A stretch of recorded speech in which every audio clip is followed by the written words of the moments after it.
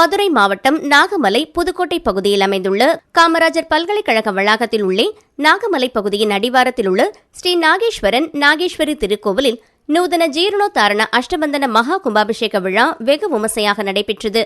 கும்பாபிஷேக விழாவை காண காமராஜர் பல்கலைக்கழகத்தில் பணியாற்றும் ஊழியர்கள் மற்றும் பல்கலைக்கழகத்தில் பயிலும் மாணவ மாணவிகள் உள்ளிட்ட ஆயிரக்கணக்கான பக்தர்கள் பங்கேற்று சுவாமி தரிசனம் செய்தனர்.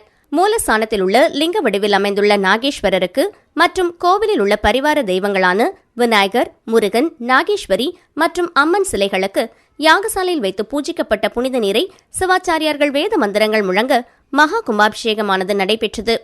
முன்னதாக முதல் கால யாகசாலை பூஜை நேற்று மாலை கணபதி ஹோமத்துடன் தொடங்கியது. தொடர்ந்து இன்று காலை யாகசாலையில் வைக்கப்பட்ட புனித நீர் கலசத்திற்கு சிறப்பு பூஜையுடன் இரண்டாம் கால யாகசாலை பூஜை தொடங்கி பூர்ணாகதியுடன் யாகசாலை பூஜைகள் நிறைவு பெற்றது. தொடர்ந்து புனித நீர் கலசங்களை சிவாச்சாரியார்கள் தலையில் சுமந்து கோவில் வளாகத்தை சுற்றி வந்து அருள்மிகு நாகேஸ்வரர் நாகேஸ்வரி திருக்கோவிலின் கோபுர கலசங்களுக்கு மேளதாளங்கள் முழங்க புனித நீரால் அபிஷேகம் செய்யப்பட்டு மகா கும்பாபிஷேக விழா விமர்சையாக நடைபெற்றது.